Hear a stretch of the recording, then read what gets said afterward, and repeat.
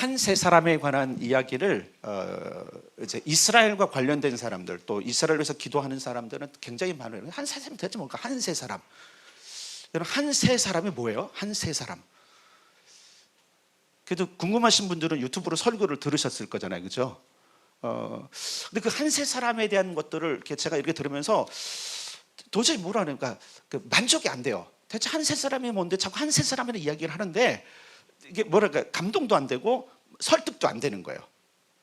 그런데 이제 우리가 에베소서를 하니까 이걸 어떻게 할까? 감동도 안 되고 설득도 안 되는 내가 어떻게 이 설교를 할까? 그래서 저는 이제 좋으신 분이 계시잖아요. 좀 따져 물어도 되는 분. 하나님, 한 세 사람이 뭔지 모르는데 어떻게 내가 설교를 합니까? 그때 하나님이 뭐 저에게 뭐 완전 정답은 아니지만 제가 또 깨달은 바가 있어서 그걸 전달해 드리려고 그래요. 자, 일단은 우리가 오늘 구절 좀 가겠습니다. 14절 먼저 한 번 더 읽겠습니다. 14절 시작. 그는 우리의 화평이신지라 둘로 하나를 만드사 원수된 것 곧 중간에 막힌 담을 자기 육체로 허시고. 자, 여기 보면 그가 누구예요? 그가 누구죠? 예수님이 누구시라고요? 우리의 화평이다. 이 얘기 뭐냐면 예수님은 항상 우리와 화평의 관계로 존재하신다, 이 얘기예요. 그래서 여러분, 왜 예수님께 가야 되냐면 그분은 우리에게 화가 안 나세요. 잘 기억하셔야 돼요. 물론 가끔 이제 하나님의 어떤 그 엄한 책망이 있지만 그 책망하고 화는 다르잖아요, 그죠? 근데 우리가 구별해야 될 게 뭐냐면 우리 너무 연약해갖고 너무 이게 그 노예 기질이 있어갖고 책망도 자꾸 화를 내갖고 우리를 막 이렇게 하는 것처럼 자꾸 생각하는 게 문제예요. 그 장성할 때 빨리 크셔야 돼요. 여러분, 어린아이 때 이렇게 마음이 연약할 때 책망을 들으면요 우리가 되게 불편하잖아요. 근데 장성한 자가 책망을 들으면 힘이 나요. 아십니까? 여러분, 말씀을 들을 때 힘이 납니까? 아니면 위축됩니까? 그러면 장성하셨네요. 설교할 필요가 없네. 여기서 설교 끝하면 안 되죠. 여러분, 책망을 들은 게 기뻐야 돼요. 왜냐면 그를 아들로 삼기 때문에 그러는 거예요. 아들 치고 징계하지 않으면 없다라고 보면 성경 말하잖아요. 하나님은 우리를 아들 삼으셨기 때문에 때로는 징계해, 책주도 드시고 그래요. 근데 그가 화나서 그런 게 아니에요. 잘 기억하셔야 돼요. 막 화가 나갖고 우리처럼 그냥 화가 나니까 홧김에, 여러분, 그런 분 아니세요. 아시겠어요?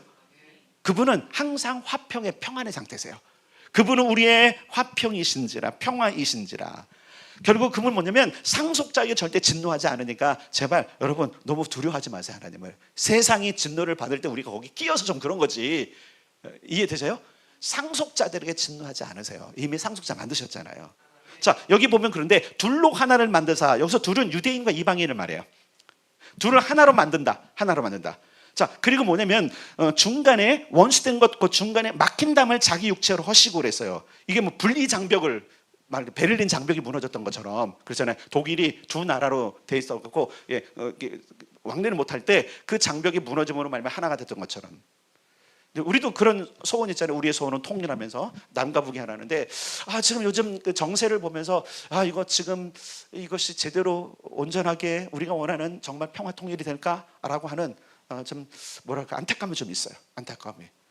지금 좀 우리가 좀 시세도 좀 봐야 돼요. 시세를 볼 줄 알아야 돼요. 그걸 기도하셔야 됩니다.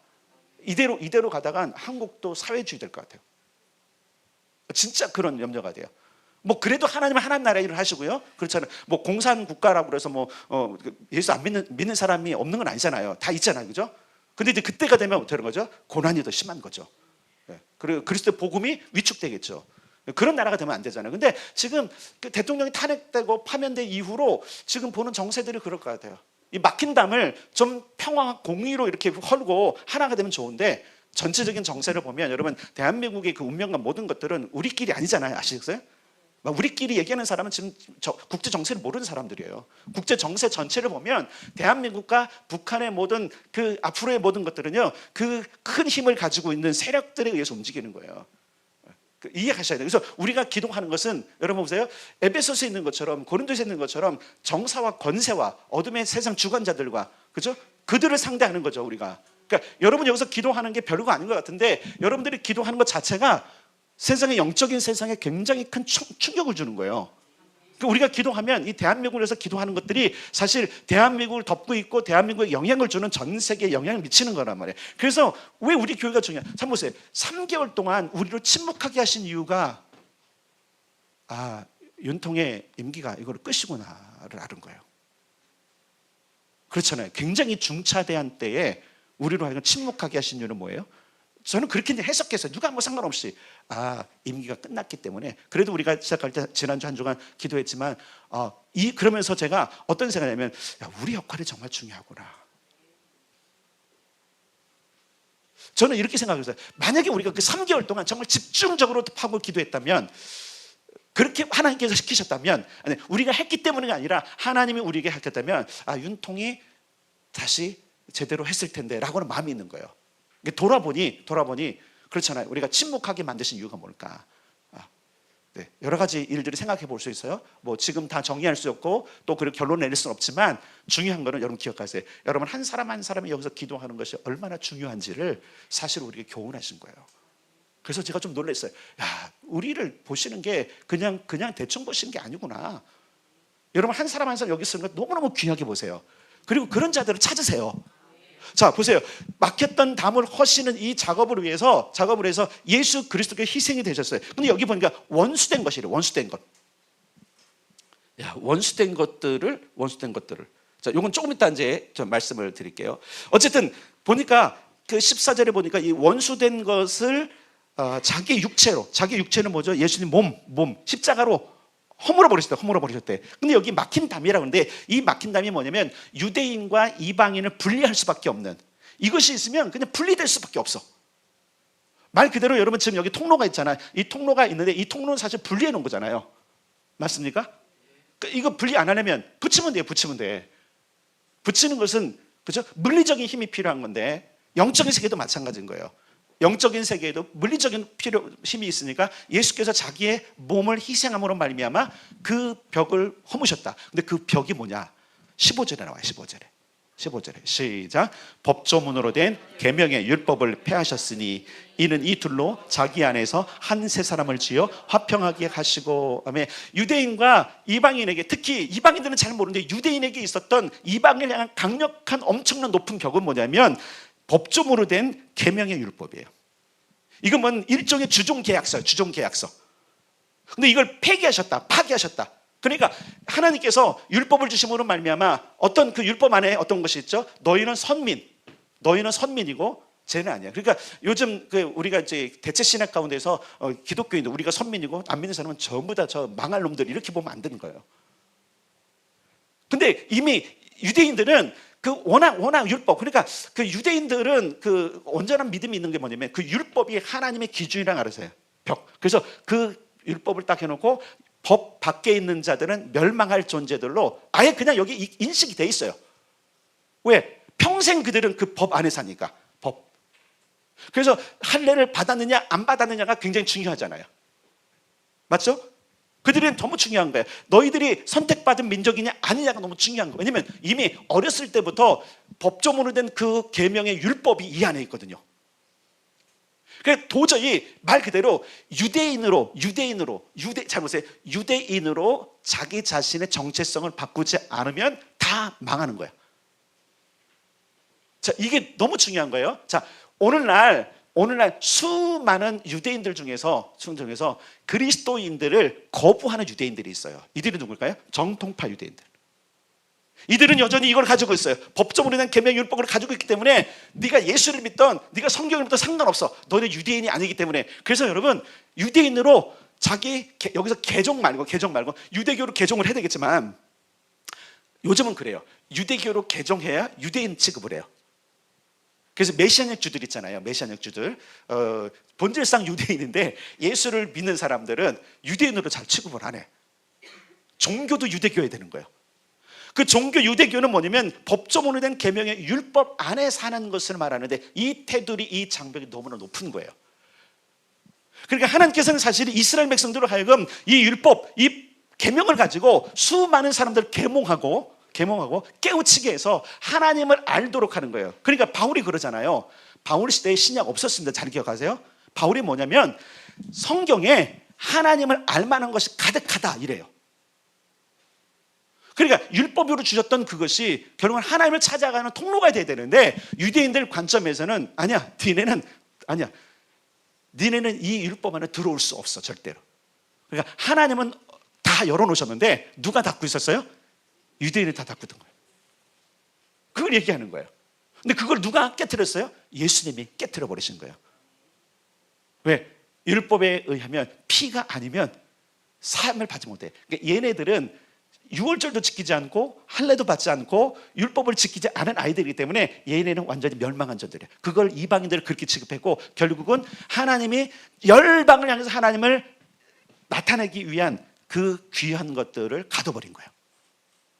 그렇죠? 그러니까 자기들만 구원받을 백성인 거예요. 남은 다 죽어도 상관없어. 그러니까 어떻게 보면 굉장히 그 골수 말 그대로 해결할 수 없는 민족주의가 돼버린 거예요. 하나님은 이스라엘 백성들 민족주의를 위해서 세운 나라가 아니거든요. 너희는 열방의 제사장 나라가 되라. 제사장 나라가 뭐예요? 열방을 축복하고 그들로 하나님께 돌아오게 하고 하나님의 복이 온 땅에 머물도록 해야 될 사람들이 그들인데 그들이 이 율법의 조문에 묶여 있으니까 어떻게 된 거예요? 자기들만 축복받고 구원받을 존재라고 여기는 거예요. 오늘날도 여러분 그리스도인 중에 그런 사람들이 있어요. 나만 축복받고 나만 하면 된다. 아니에요 여러분. 다시 말하면 따르다 함께 이방인과 함께 이걸 지금 말씀하고 있는 거예요. 그러니까 예수 그리스도의 만약에 이 권세 그 의문의 모든 그 장벽을 무너뜨리지 않았으면 우리는 사실은요 유대인들이 그렇게 얘기하는 것처럼 우리는 정말 가망이 없는 사람들, 본질상 진노의 자녀예요. 허물과 죄로 죽은 우리들이에요. 이게 그런 거예요. 자, 여기 보면 이 둘로 자기 안에서 한 세 사람을 만드셨다. 폐기하셨어요. 일단 폐기하셨어요. 법조는 모든 것들을 파기하셨어요. 일종의 주종 계약서를 다 찢어버리시고요. 없애버리신 거예요. 그러니까 이방인도 다 하나님의 뭐예요? 은혜 가운데로 올 수 있는 거예요. 은혜 가운데로. 자, 이걸 한번 생각해 봅시다. 한 세 사람을 지으셨는데 이 한 세 사람을 영어로 one new man 그래요. one new man. 그러니까 그냥 하면 한 세 사람. 그러니까 한 세 사람인데 원유맨을 제가 원어를 좀 깊이 좀 파고 들어가니까 여기서 말하는 man이 그냥 man, person, one person이 아니라 mankind예요. mankind가 뭔지 아세요? 인류. 한 사람이 아닌 거예요. 그러니까 많은 사람, 한 세 사람 나야. 이거는요 자기 집중, 말 그대로 유대인처럼 똑같이 나만 독특한 선민이야라고는 선민의식으로 가둬버리는 거예요. 오늘날도 유대인과 우리 이방인을 얘기하면 한 세 사람 이야기할 때 이렇게 이야기하는 사람들이 가끔씩 있어요. 좀 안타까워요. 이 얘기 뭐냐면 신인류라요. 신인류예요. 하나의 신인류만. 그럼 신인류란 단어가 등장한 지 꽤 됐어요. 일본의 경제적 성장 안에서 그것 가운데 자라나서 굉장히 이기적이고 자기밖에 모르는 일본 젊은이들을 향해서 신인류라고 했거든요. 신인류라는 노래도 있더라고요 보니까. 근데 그런 개념이 아니야. 여기서 말하고 있는 그 신인류는 벌써 2000년 전에 예수님께서 바울을 통해서 말씀하신 거예요. 너희는 신인류다. 따라서 내가 신인류다. 일본의 지금 사회현상을 나타내는 신인류가 아니라 하나님은 지금 뭘 말하냐면 새로운 인종을 만드신 거예요. 유대인 너만 말고 유대인 민족이잖아요. 족속, 트라이브예요. 근데 너 말고 이방인 말고 이 둘이 연합돼서 새로운 종족이 된 거야. 이런 말씀을 하시는 거예요 사실은요. 누구 안에서? 따로 예수 안에서. 이 얘기 뭐냐면 너희 신인류는 영원히 죽지 않아. 여러분 잘 보세요. 지금 현존하는 모든 인류는 죽어요. 맞습니까? 맞아요? 근데 우리는 다시 살아나. 맞습니까? 이게 신인류인 거예요. 하나님께서 말씀하시는 one new man은 한 세 사람은 이 땅에 있는 모든 그리스도로 말미암아 하나님 안에 들어온 모든 자들을 통칭하는 게 한 세 사람이에요. 그리고 따라서 합시다. 이미 한 세 사람이 되었다. 자, 여기 있는 내용이 한 세 사람을 지어 화평하시고 이것들이 앞으로 한 세 사람에 대한 비밀을 찾아내고 한 사람을 가야 되는 게 아니라 이미 예수를 믿은 사람은 신인류입니다. 여러분 물어볼게요. 예수 믿는 사람들은 영원히 살죠? 이거 왜 뭡니까? 영원히 삽니다. 신인류예요. 구인류는 영원히 못 살아요. 예수 그리스도로 말미암아 영원히 살아요. 두 번째, 1000년 동안 영원히 왕노릇합니다. 맞습니까? 구인류는 못해요. 근데 신인류는 그리스도 안에 있는 사람들은 1000년 동안 영원토록 그리고 땅에서도 왕노릇할 존재들입니다. 그런 인류예요. 네 번째로 하나님의 초청으로 하늘을 유업으로 상속받은 인류가 우리예요. 신인류예요. 하나님은 이걸 유대에게만이 아니라 이방인에게도 만물에게도 보내기를 원하시는 거예요. 그래서 하나님의 충만하심이 어디예요? 하늘에서 어디까지요? 만물까지. 그래서 유대인을 통해서 유대인아 우리가 함께 그리스도와 함께 살림을 받고 일으킴을 받았고 하늘의 안치심을 받았다면 너희는 이방인과 함께 그렇게 초청받은 걸 기억해야 된다. 너만이 아니라 그들도 상속자가 되었고 그들도 지체가 되었고 그들도 약속에 참여하게 됐다라는 거예요. 이해되셨어요? 근데 유대인들의 마음에는 생각이 그게 없었던 거야. 저놈들은 죽어도 싸고 지옥 가도 싼 놈들인데 하나님의 관점은 다른 거야. 아니야, 내가 아들 예수를 보낸 거는 그들도 다 구원하는 거야. 그들도 다 신인류가 되는 거야. 그리고 네 번째, 예수 그리스도와 함께 하나님 나라를 경영할 인류. 여러분, 이 땅 지금의 구인류 말 그대로 복음에 밖에 있던 모든 사람들은 이 땅을 지배하기 위해서 왕노릇하기 위해서 각종 영역에서 엄청난 영향. 아까도 말씀드렸지만 우리나라가 처해 있는 것은요, 전 세계적인 영향, 왕권을 가진 자들의 전쟁터에서 벌어지고 있는 일이에요. 이거 여러분 우리의 광복 때부터 지금까지를 봐야 돼요. 조선을 끝나고 열강이 싸울 때에 이전까지는 그래도 아시아에서 치고받고 했지만 이제 세계 1차 대전, 2차 대전 이후로 이제 전 세계적인 권력의 흐름과 모든 게 있었어요. 그때 여러분 대한민국 탄생하고 그때 하나님의 은혜가 있었지만 중요한 건 뭐냐면 기억하세요. 그래도 그들은 땅의 사람들이에요. 하나님은 이 온 땅이 신인류가 다스리는 땅이 되기를 원하십니다. 그걸 말하는 거예요. 한 세 사람은 그 신인류인 거예요.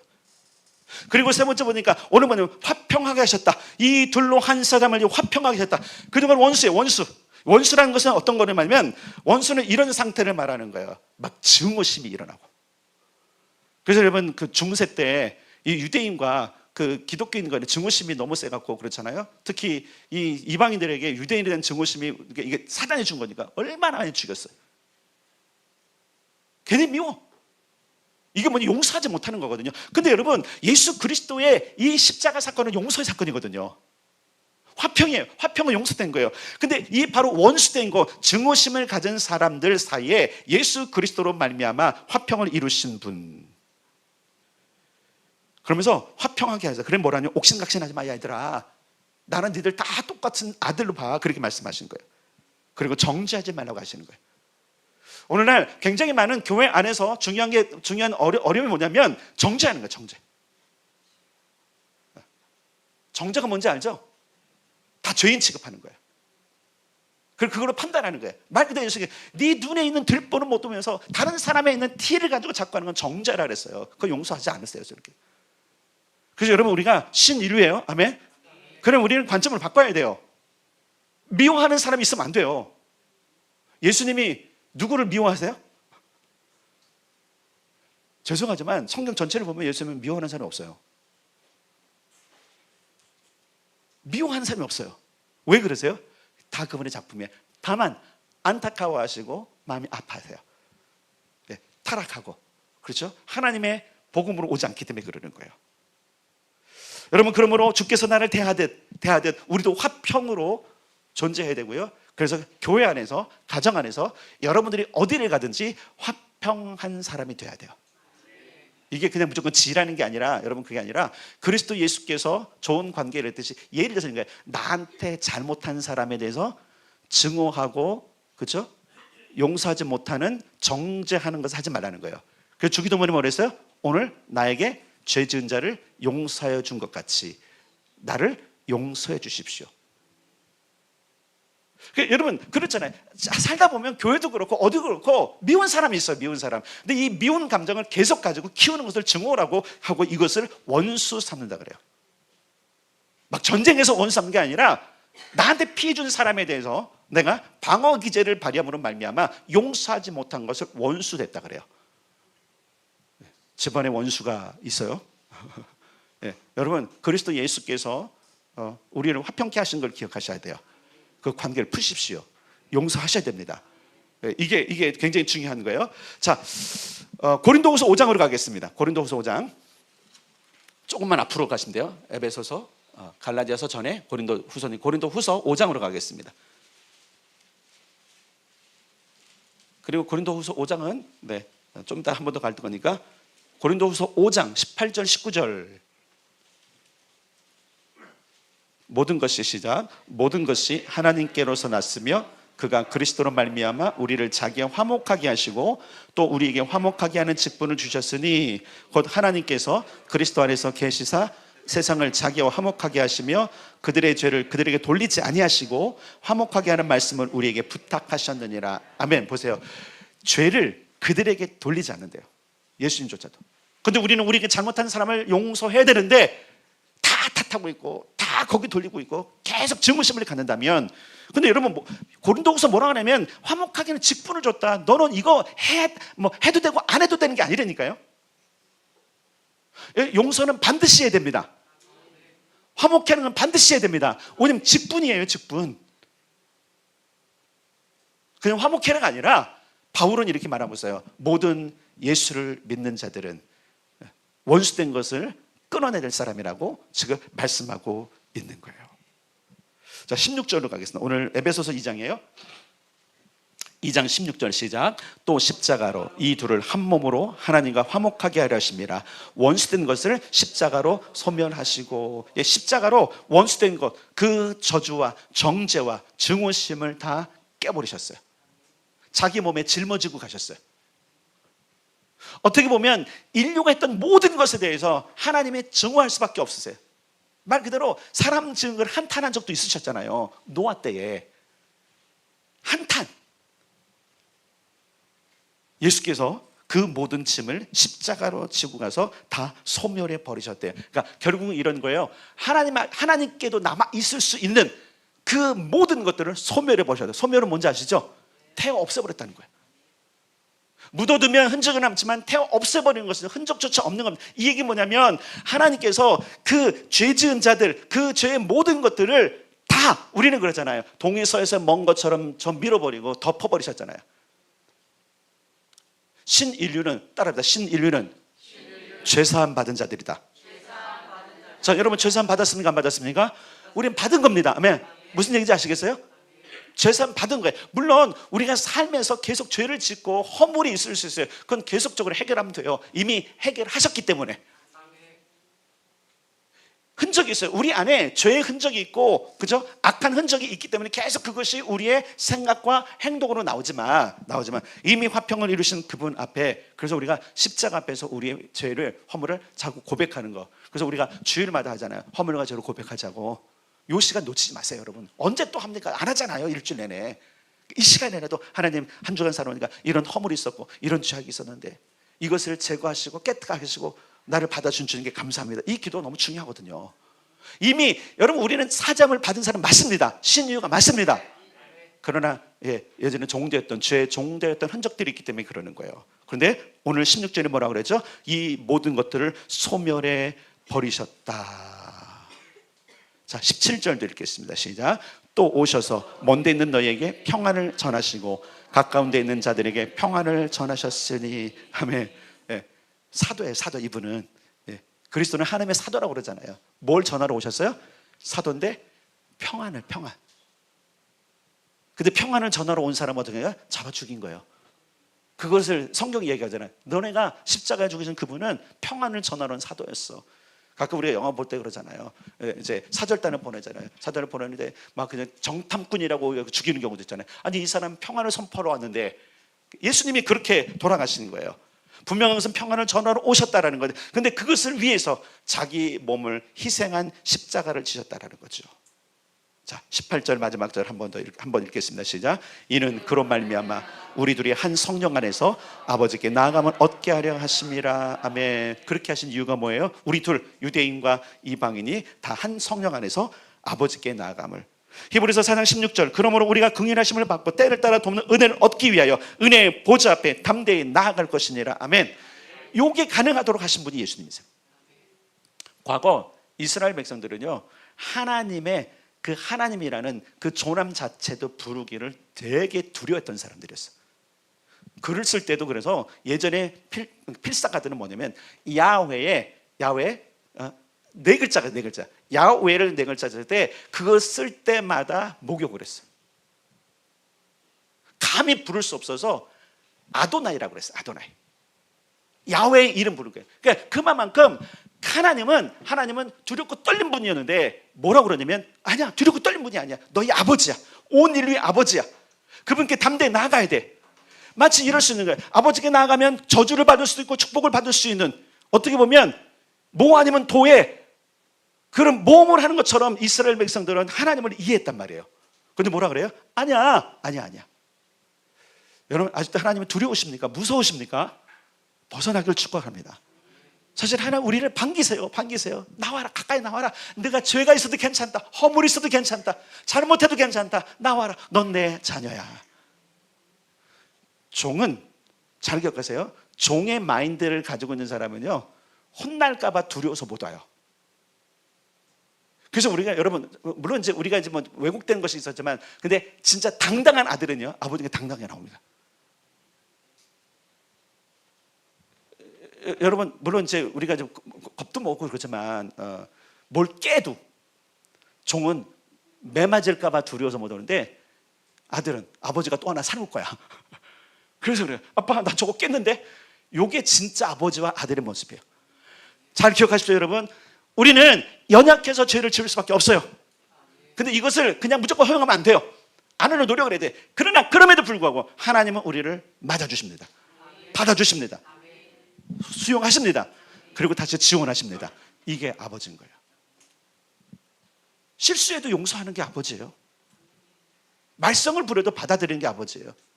그걸 처리해 주는 게 아버지예요. 맞습니까? 그렇다고 망나니로 막 살면 안 되는 거예요. 그걸 얘기하는 게 아니에요. 얼마나 우리가 허물이 많습니까? 얼마나 실수가 많습니까? 얼마나 뒤돌아서면 하나님께 죄송한 게 많습니까? 그럼에도 불구하고 따라가서 합시다. 긍휼하심을 받고, 긍휼하심을 받고, 때를 따라 돕는 은혜를 얻기 위하여 은혜의 보좌 앞에 담대히 나아가자. 이걸 예수님이 해놓으셨단 말이에요. 유대인들도 두려워서 못 가던 그 하나님 앞에, 아니 이방인은 아예 접근조차 못했던 그 하나님 앞에 예수님께서 자신의 몸을 희생함으로 말미암아 모든 죄된 것들을 도말하시고 소멸해버리시고 누구나 다 하나님께 나아갈 수 있는 길을 만드셨다라는 거예요. 그가 신인류예요. 그가 한세 사람인 거예요. 여러분, 하나님 앞에 여러분 당당히 나아가십시오. 그 사람이 한세 사람입니다. 새 인류예요. 새 인류. 유대인인 상관없어요. 민족은 상관없어요. 내가 한국인이든 유대인이 아니어도 상관없어요. 예수 그리스도로 말미암아 하나님께 당당히 나아가는 자. 그럼 나오십시오, 여러분. 하나님께 예배로 나오세요. 기도로 나오세요. 말씀 새로 나오세요. 담대하게 나오세요. 근데 중요한 게 있어요. 성경은 늘 이럽니다. 그때 긍휼과 은혜가 부어진다. 근데 말씀드렸어요. 긍휼과 은혜만 받는, 그죠? 어린아이 신앙에서 벗어나자고. 그죠? 그것이 필요한 이유가 뭐예요? 그죠? 하나님 나라의 상속자라서 당당하게 세상을 경영하고 영향을 끼치기 위한, 그죠? 진리에 반응하고 하나님의 사랑에 반응하기 위해서 은혜가 필요한 것이죠. 네, 너무너무 중요한 거예요. 그러므로 여러분 이렇게 생각하셔야 돼요. 이미 한 몸이 되었고요, 이미 한세 사람 신인류가 됐습니다. 한 몸이 되려고 애쓰거나 몸부림칠 필요가 없어요. 십자가 사건은요, 내가 몸부림치다가 된 게 아니에요. 이미 이루셨어요. 아멘. 따라서 나는 이미 한세 사람이 되었다. 나는 신인류다. 고린도후서 5장 17절, 그런즉 누구든지 그리스도 안에 있으면 새로운 피조물이라. 이전 것은 지나갔으니 보라 새 것이 되었도다. 그러면서 18절 19절 아까 있는 거예요. 화목해 하는 직분을 주었고, 그게 18절 19절이 연결되는 거예요. 그러니까 이미 새 것이 됐어요. 이미 새 것이 있어요. 여러분, 우리 이미 새 것입니다. 아멘. 그러니까 제발 죄나 추악한 것들에 우리 몸을 뒹굴지 말라는 거예요. 그건 우리가 좀 애써야 될 일이에요. 아시겠어요? 중요한 것은 우리가 이미 한세 사람이 되는 거. 다시 여러분, 이대로 끝날 인생이 아님을 기억하십시오. 그리스도의 몸 영광스러운 교회를 세워갈 자들입니다. 이것을 위해서 충만해야 된다 그래서요, 성령으로 충만하고 말씀으로 충만하고 예배로 충만하고 기도로 충만하고. 이게 뭐냐면 넘치도록, 과하도록. 여러분, 세상의 욕심들은 과하게 하면서, 먹는 건 과하게 먹으면서, 쓰는 건 과하게 쓰면서, 왜 우리를 상속자로 삼으시고 신인류가 가야 될 일들에는 왜 그렇게 여러분 욕심이 없습니까? 욕심 내세요. 충만하게 넘치도록. 환골 탈 때 이대로는 안 돼요, 여러분. 이대로 끝날 인생은 아니지만 이대로는 안 돼요. 이대로는 안 돼요. 한번 생각해보세요. 지금까지 이대로는 기적과 역사가 안 일어나요. 만약에 이대로가 기적과 역사가 일어나는 건 벌써 일어났어야 돼. 예수 그리스도를 붙잡으십시오. 그분과 함께 살겠다고 결단하십시오. 아멘. 그분의 뜻을 따라가는 거예요. 여러분, 우리는 계속 은혜를 구해야 돼요. 하나님 나라 상속자 왕노릇할 수 능력을 구해야 돼요. 그러나 반응해야 됩니다. 하나님의 사랑, 그분의 마음, 그분의 생각, 그분의 계획, 그분의 뜻에 이루도록 내 삶을 그렇게 살겠습니다 결단해야 그 사랑 가운데서 역사가 일어나는 거예요. 다시 말합니다. 하나님 우리를 쓰실 거지만, 누구를 먼저 쓰실 거지만, 하나님의 나라와 하나님의 뜻에 자기 인생을 바치는 자에게 먼저 그 역사를 이루실 것입니다. 왜 우리 교회에서 아무도 그렇게 영향력 있는 사람이 안 나오죠? 아직 그렇게 결단한 사람이 없는 거예요. 그냥 이르되 살다가 좋은 신앙인을 연정받고 그냥 교회에서 직분하다가 그냥 지키면 되지. 아니에요, 여러분. 하나님 우리를 그 정도로 주지 않으셨어요. 따라서 합시다. 왕노릇할 신인류 한 세 사람. 그게 우리예요. 제발 좀 자각을 합시다. 제발 좀 깨어납시다. 영생을 얻을 자, 영생을 얻은 자, 왕노릇할 자, 하늘 상속자, 하나님 나라 경영자, 이게 한 세 사람인 거예요. 자, 이미 그렇게 됐음을 기억하시고 그렇게 살아가는 것. 그래서 장자다운 삶 얘기잖아요. 이 장자의 축복이 그 전부터 선포한 이유를 알겠어요. 받아들 상속자, 그 제발 재산만 보지 말고 장자답게 살자라고 그렇게 많이 설교했는데 이제 드디어 열매를 맺다가 왔다고 믿습니다. 그러면 여러분, 하나님께 더 거세게 반응하세요. 지나칠 정도로 하세요. 여러분 잘 보세요. 어떤 사람의 마음을 얻으려면 지나치게 해요. 잘 기억하셔야 돼요. 어떤 사람의 마음을 얻으면 분수에 넘게 선물할 때도 있어요. 맞습니까? 하나님께 하세요.